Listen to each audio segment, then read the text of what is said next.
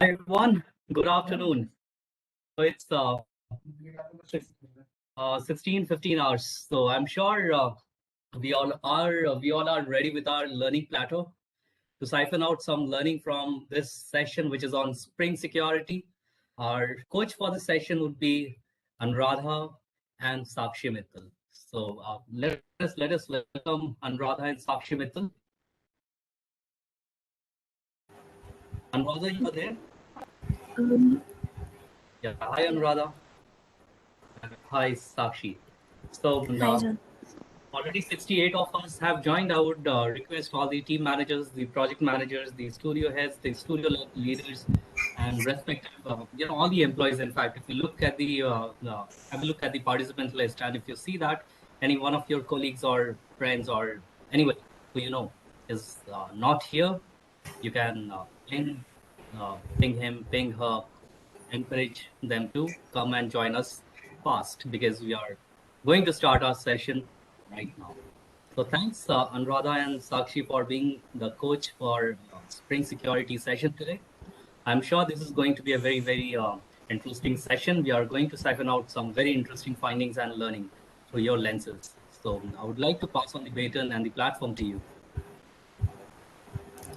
Thank you, Johnny.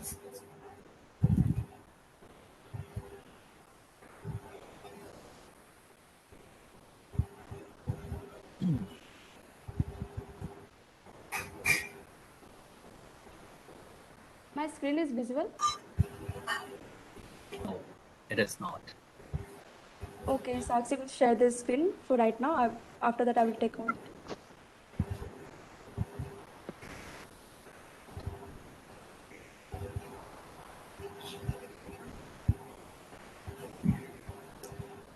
Sakshi, could you please share the screen? Yes, I'm doing.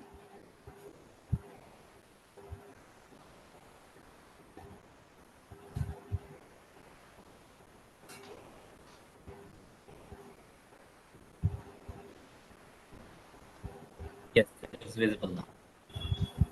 Is it visible? Yeah. Yes. Okay. So, hello and welcome to today's second session of Knowledge. Here, me and Anuradha will talk about Spring Security and show demos for the same as well. So, let's look at some knowledge etiquettes first. So, number one, punctuality. Respect knowledge session and be on time. It is requested to join the session 5 minutes prior. Second, feedback. Make sure to submit a constructive feedback. Thirdly, please keep your devices on silent mode. Fourth, avoid disturbance. Avoid unwanted chit chat during the session. So let's see today's session's agenda. So number one, we will see what is Spring Security. Number two, we will see what Spring Security can do. Number three, 5 core concepts of Spring Security. Further, number 4, we will see the complete breakdown of those 5 concepts. Lastly, Spring Security configuration and ways with practical demo. So number 1, let's see 3 laws of Spring Security, Spring configuration. Law number 1, until you have got everything right, nothing will work. Law number 2 is when it doesn't work, you will be kept in dark as to why it doesn't work. So to explain the second law, I would say Spring Boot configures most of the thing by itself.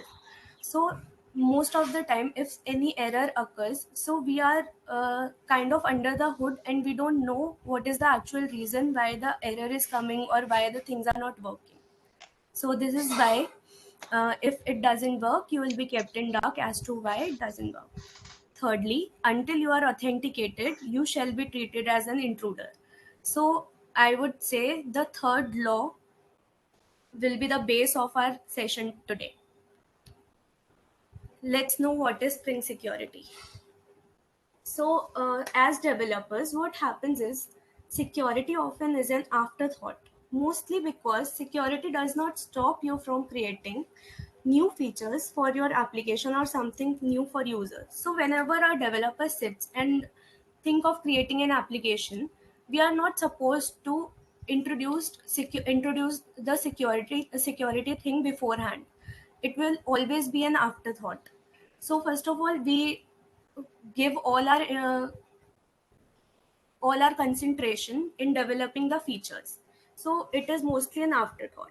So the question arises, when my application already has application server security, and then why should I have to apply application level security?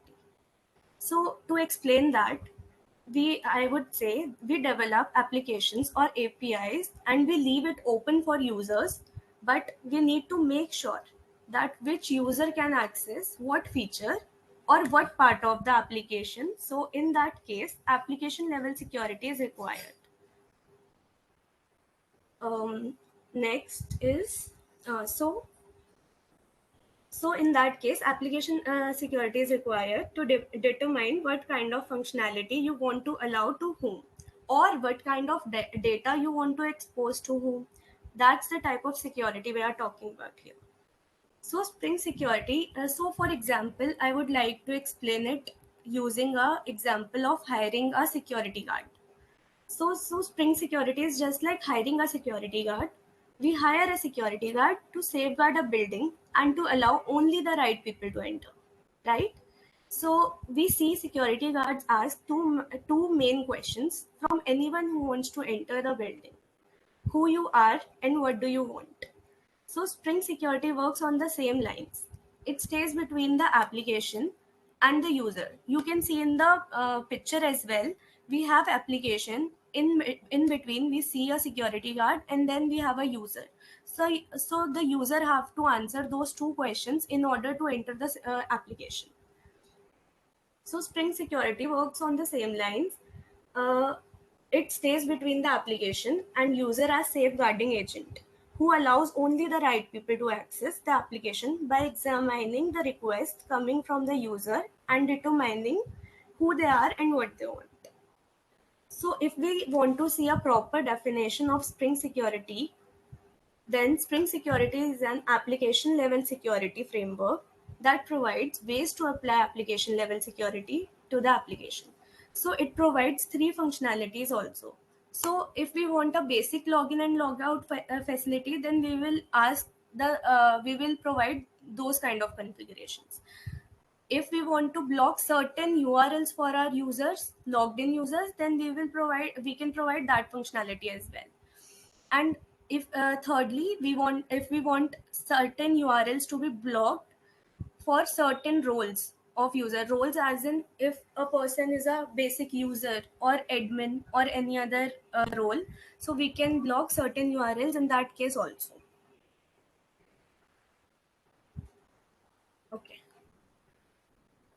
So next, moving on to what Spring Security can do. So it can provide us a username and password authentication, which I already explained. Secondly, it provides single sign-on stuff like SSO, LDAP, Okta. Thirdly, application level security. Fourth, intra-app authorization like OAuth. So OAuth is where you get application authorized by other applications. For example, you are on some website which requires you to log in using your GitHub or Facebook. Next is microservice security using tokens or JWT. In this, what happens is when we have multiple microservices talking to each other, by using this method, we make sure that a particular microservice is talking to the assigned microservice and not to any other. Lastly, method level security. So method level security is when we are not only securing our application, but we are securing our methods and objects inside our code. So this type of security is more on the granular level of security. Moving on to 5 core concepts of Spring Security. First is authentication. Second, authorization principle. Fourth is granted authority. And fifth is roles. So here we will see five core concepts of Spring Security, which you are always going to encounter whenever you start learning about Spring Security. The first two terms, which are authentication and authorization, they somewhat serve as the first and second step to the security respectively. So first, let's know the difference between both and tackle these two terms together. So let's see authentication first.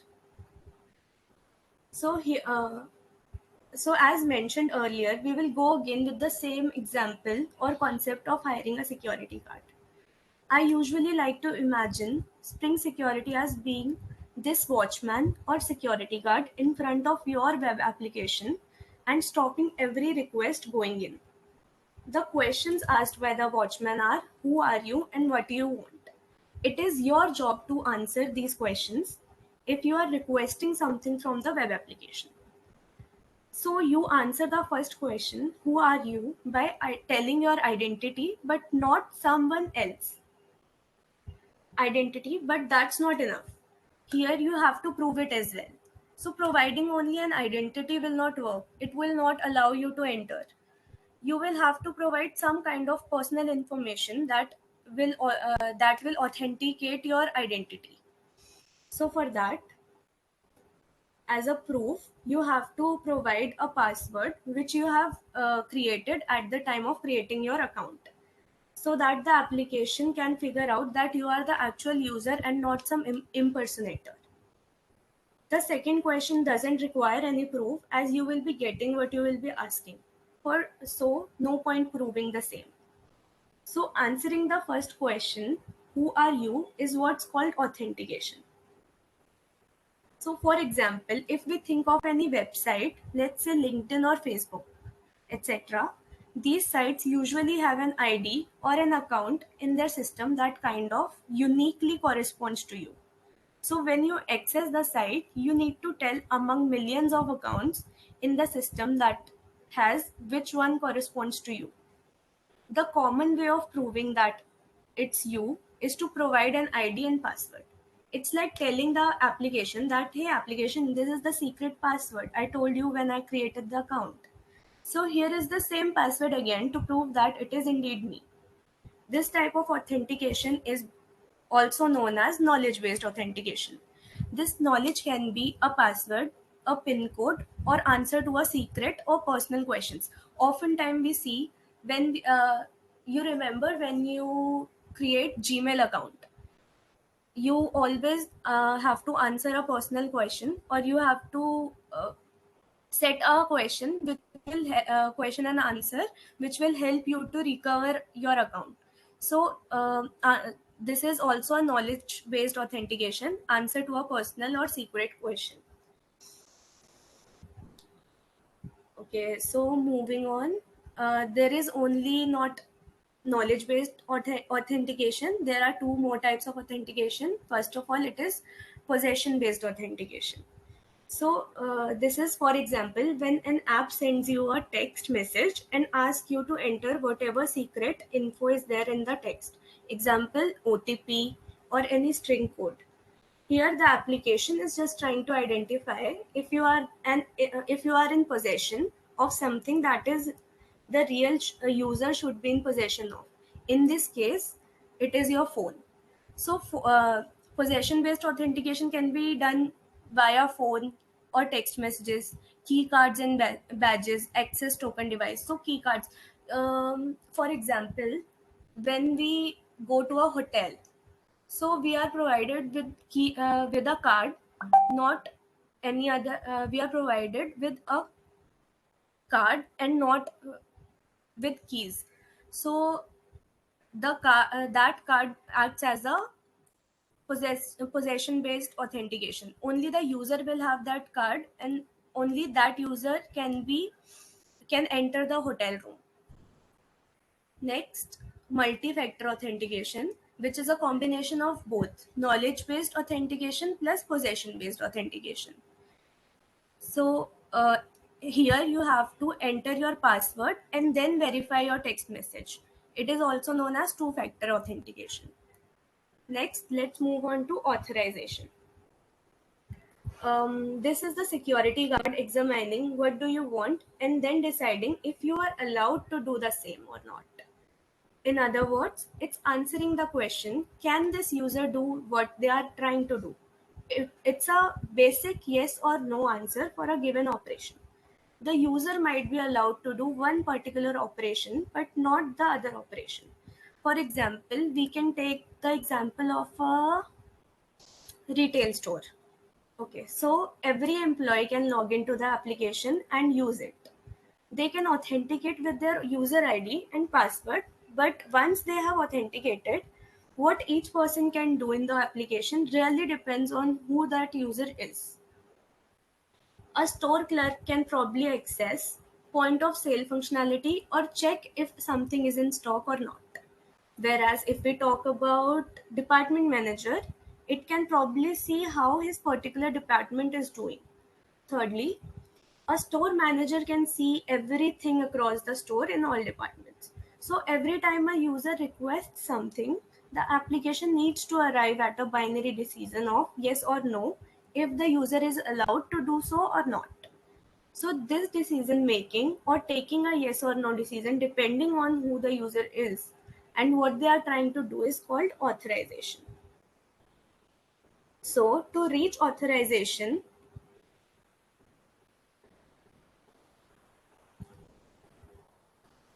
okay.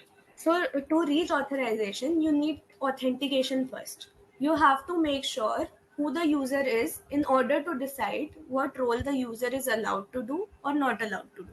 So here, until now, we can determine what is authentication and what is authorization. The basic difference between both is authentication answers who is this user, and authorization answers are they allowed to do this or not. So moving on to our third concept, which is principal.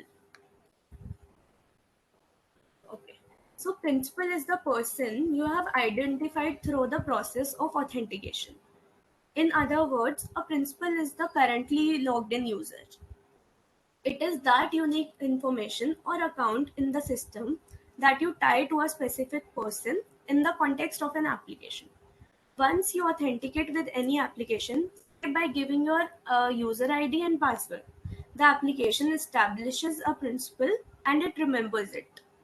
So whenever you must have seen, whenever you try to log in any of the website, so once you have logged in, until you log out or the session expires, you are not prompted to enter your ID and password again and again, because that will be very annoying.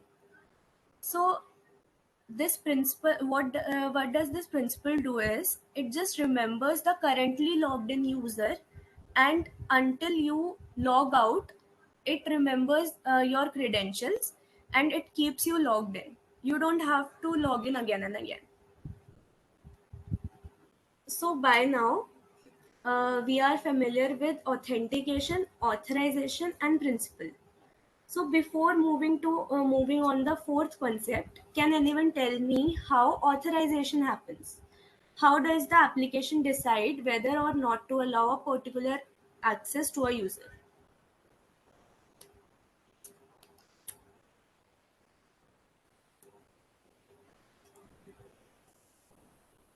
Can anyone answer this?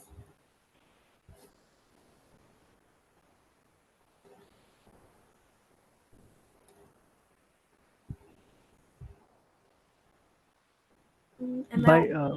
By checking the credentials of that person. But that is authentication. Credential is ID and password. That is authentication. I asked about authorization. By using permissions that are given to him. You are partially correct. Anyone else? By the permission given to him from the admin. So Okay. she or will get the only access to those parts to which they get permitted. Okay. Okay. Good. Good. Okay. So I'll answer it. Thank you for participating. The answer is that has to be coded beforehand, obviously. The application owner or the maintainer should have specified beforehand that, okay, if the user is this, allow them to use only these actions. So it's like a bunch of permissions that are allowed for a given user, which are granted beforehand. So next, which brings me to granted authority. So granted authority. Okay. So granted authority is a user trying to do something. So to allow or authorize them to do if only if the user has been granted authority to do so. We can configure these things in Spring Security and define what permissions are granted to whom.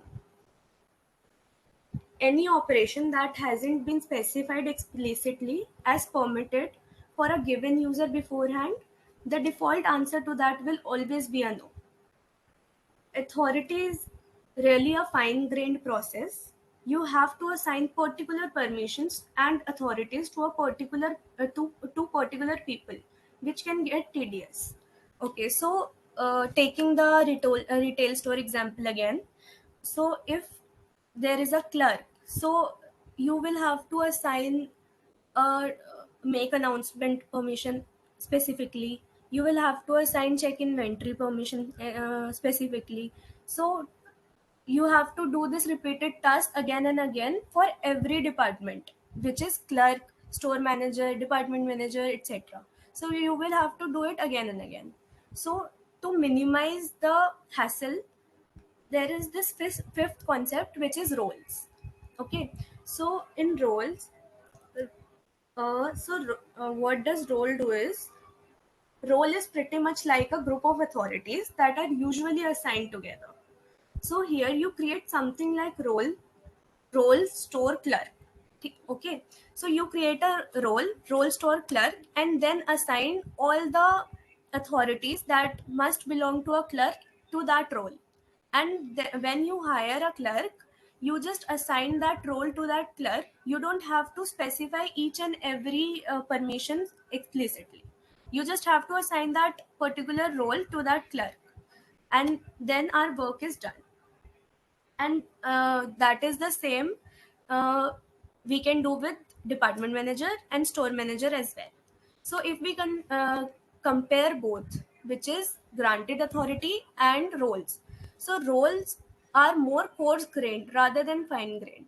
So by fine grained I mean in granted authority we have to explicitly define each and every permission. So it was more fine grained way of assigning permissions.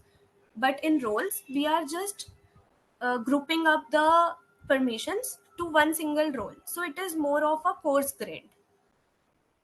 Most of the times the terms authority and roles can be used interchangeably according to the naming convention. So this is all about I had to cover. Now Anuradha will take over the Spring Security configuration and demo part. Thank you. Yes, thanks, Sakshi, for the brief description. I will show the demo part. Let's first share my screen.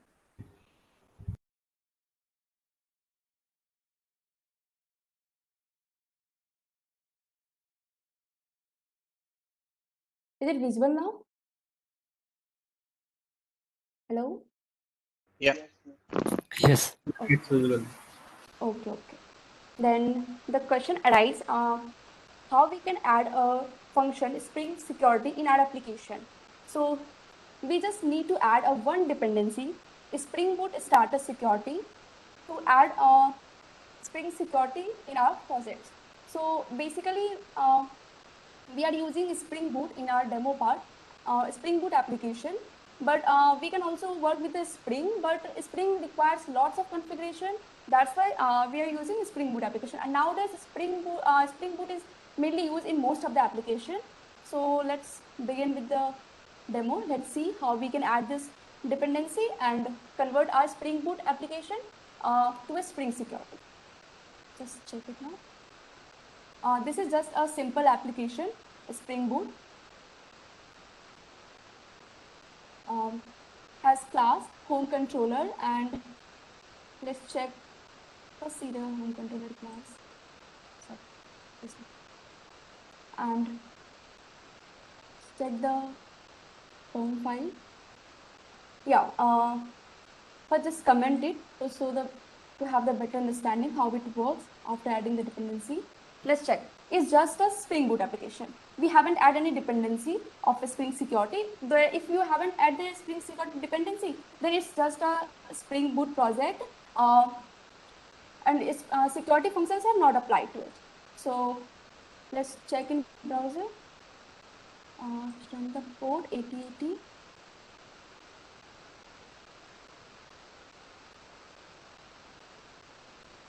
Okay, the application is not in running mode. First run it.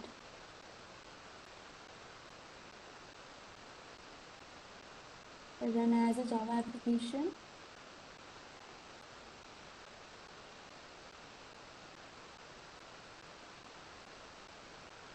The application is Spring Security.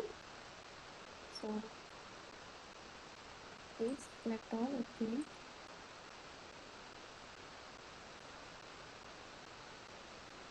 Check the console. Yeah.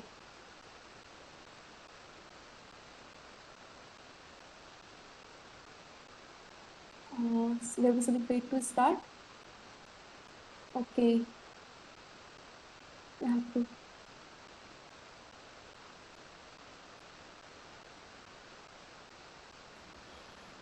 Oh, It the seems queue is that running now. Yeah. We have to first kill the board. right. Okay, sorry for the delay. I have to just.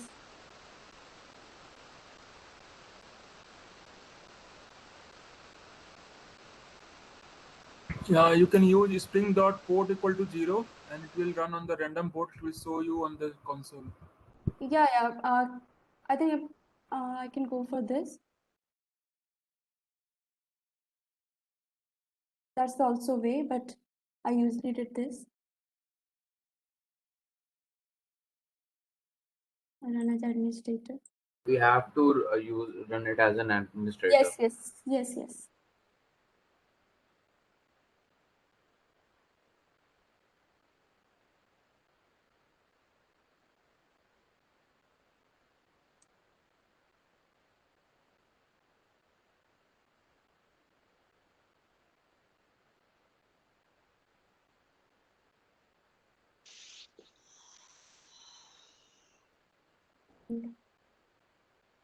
Now run this command.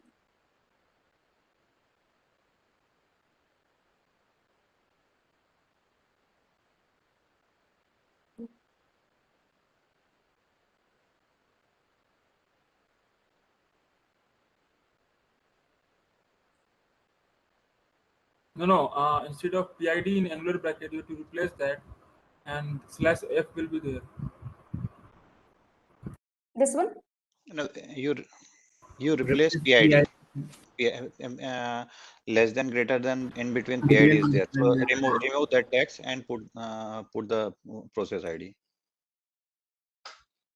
It's a port, I think, right? It will be 6572. 6572.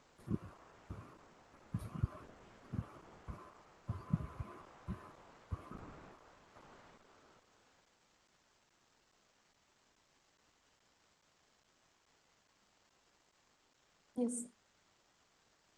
I think now it's will work.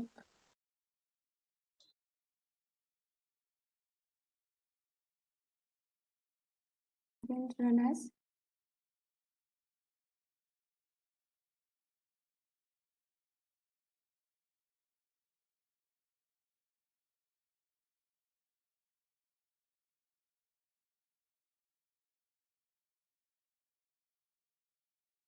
Yeah, I think this time it's running. Let's check in browser.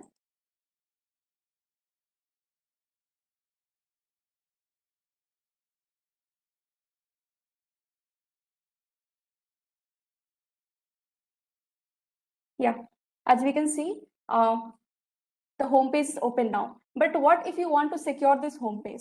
If anybody can call this home page. So if you want to secure this home page, like suppose we want to ask for the username and password before it page is open. So for that purpose, you use Spring Security. So for adding the Spring Security, we just need to add this dependency that I have commented it. I need to uncomment this. Okay, now just run it again.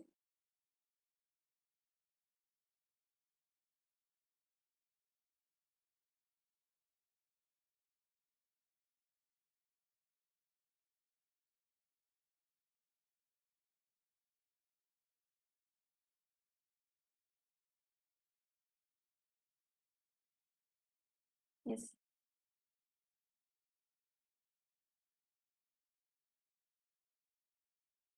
Oh, that time I still didn't kill the port. For now, for again, we have to kill the port.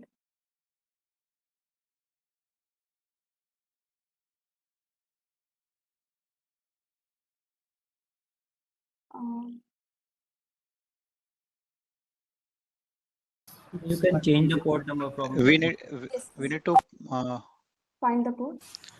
we need to put process ID, not port.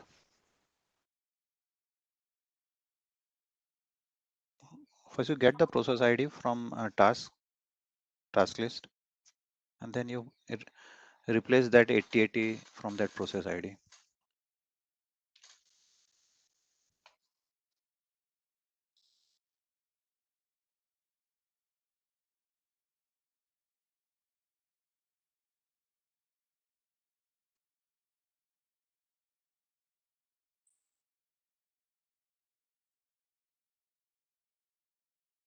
Yes.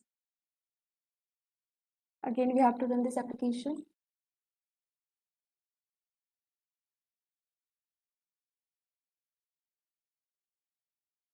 Spring Security application.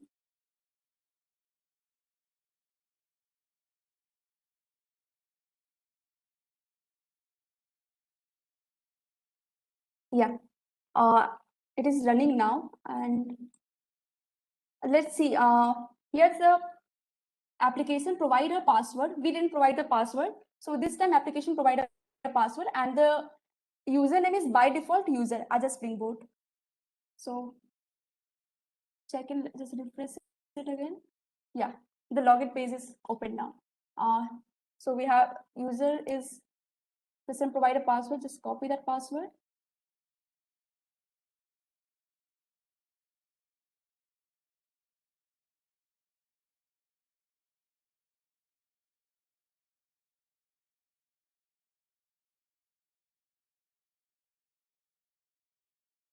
Fine. Now this space is open. So as we see, that's how we can provide a security to our application. In this way, we can apply this in any other application based on a Spring Boot. Yeah, this time I killed the code. Stop the application. So come to the next slide.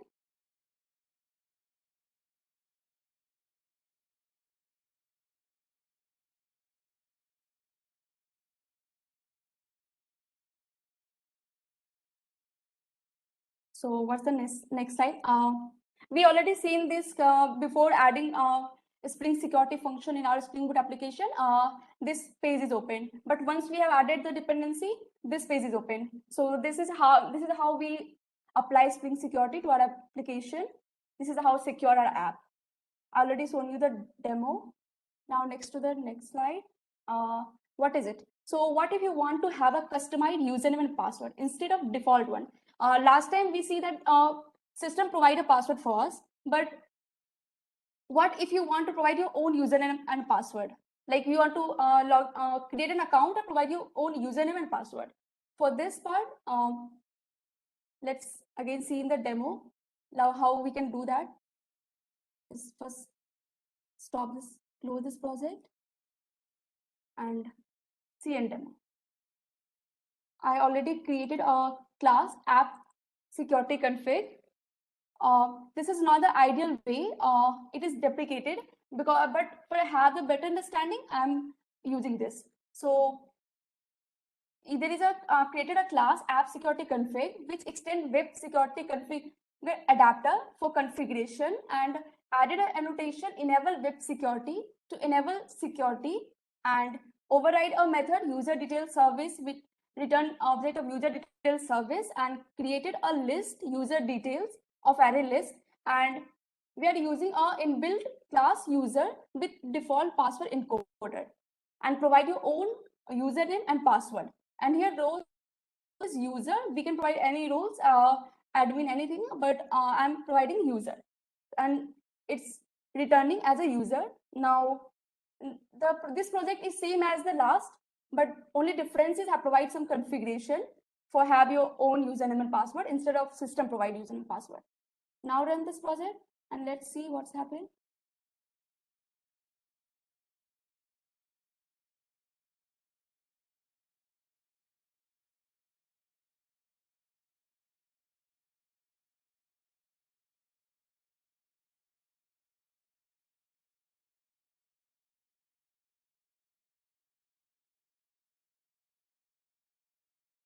Yes, running.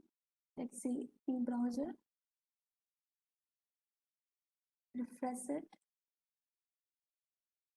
What's the username I have provided here? Nolex. So let's, and let's check it again. Yes, it's Nolex. Is copy from here. Let's get some confusion.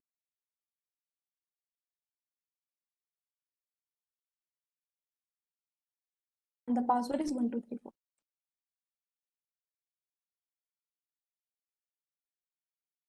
Yeah, it's open now.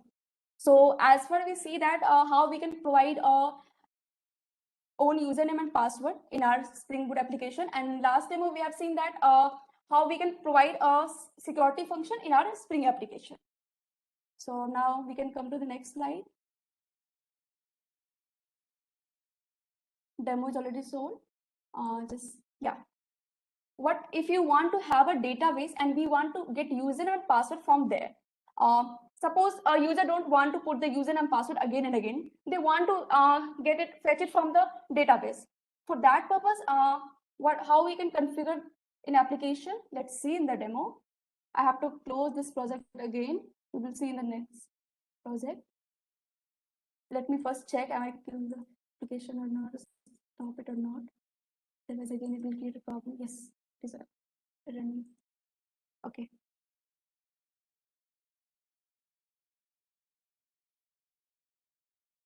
Close this project. And we will see this part in Spring Security.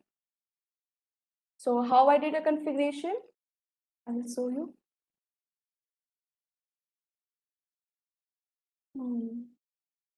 Not this project, Secure App. It's in Secure App.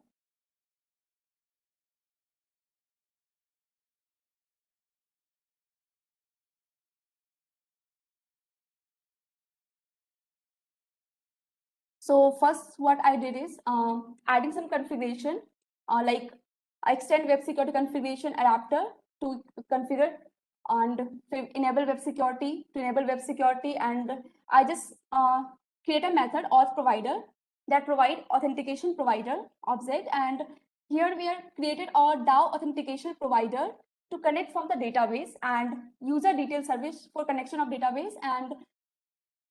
And for that part, first we have to do is add two dependency in pom.xml. Like initially we have adding the Spring Security for adding this security in our application, and for database connection we have to add the dependency Datas API and MySQL connector. After adding this dependency, second thing what you have to do is make connection from the MySQL. So I have created a, let's see how I make.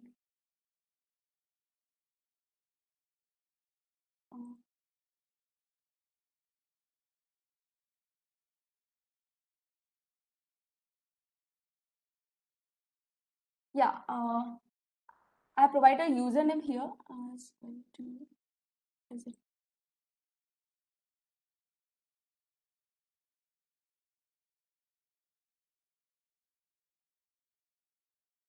Yeah, see, I have provided a column username and password and a table user and database knowledge. For the making connection in our application, we have to make some configuration in application.properties file. So your database URL, username, password can be different. A URL may be different from others, and so that's how I make the connection from the database, and it's fetching a data. And you also have to provide a model class that class represents a table of database. So model class have two fields, username and password, that I created columns and provide a setter and getter. And after getting a values, it is getting a value. And yes, now I think we can run this application to check it is working or not. I've already created some few odd classes like MySQL detail services, or this has an implementation. Let's run this application. Let's see. Is it fetching data from database?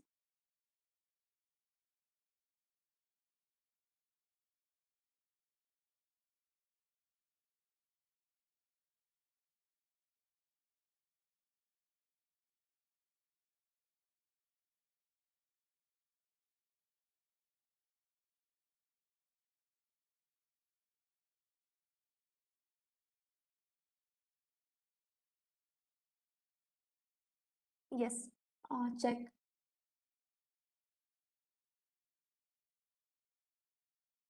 Press it again. I had already provided my data Anuradha as a username and the password. Now the @123.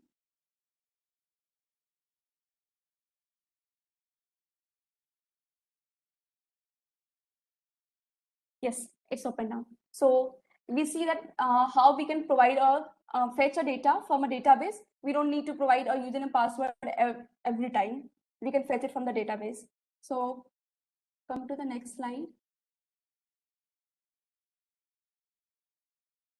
Demo is already shown. Yeah. So the problem is still now we have secured a password in plain text, a plain text that is not secured. Suppose somebody hacked your website or database, they will see all your passwords. And so what's the purpose of security? So that's not secure. So what we can do is we can use a new concept, bcrypt.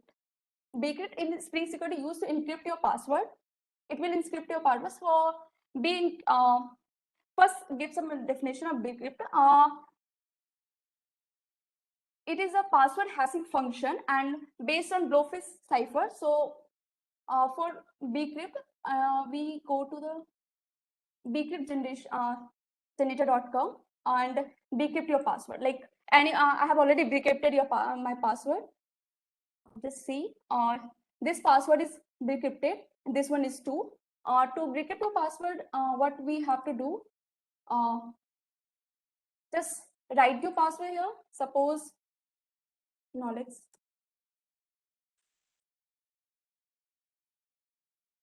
And encrypt it. Yeah, first $2 is saying that it's encrypted. $12 is as 12 rounds. Rounds is a code calculation of hash code, and instead of saving a data in database directly knowledge @123, it will save as a hash code. So that's how we encrypted your data. It is a safe way. So as our data is encrypted, we cannot see the data, but again, if you run, so for in our changes in application, what we have to do, just comment this line and comment it. We just need to add bcrypt password encoder in our code. We just need to add change a single line to provide a encoder in our application. So that's how we see how we can secure our application easily in various ways. Like I've shown you four way how we can secure our application. So that's all. Thank you everyone for your patience, and sorry for the delay or interruption, whatever I had. And that's it. Please give us our feedback. That would be inspiring for all. If anybody have any question, please ask.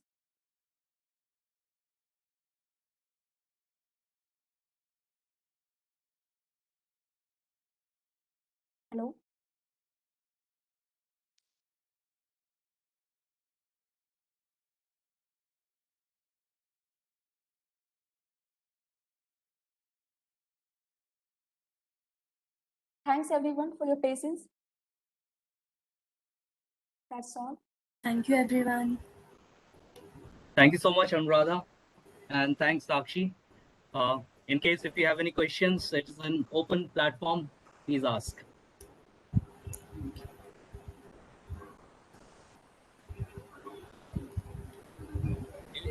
Do we have any questions? I'll take your silence as no then. So everyone have a good and great day ahead. But before we depart, remember it is very important to share our learning experience for the sessions. So do not forget to give your valuable feedback for this session in knowledge. So we look forward to another day next week, Friday, again with newer set of sessions. So thanks everyone. Have a good and great day ahead and happy weekend. Thanks. And thank you, Sakshi and Anuradha, for this wonderful session. Thanks, Thank you, Johnny. Johnny.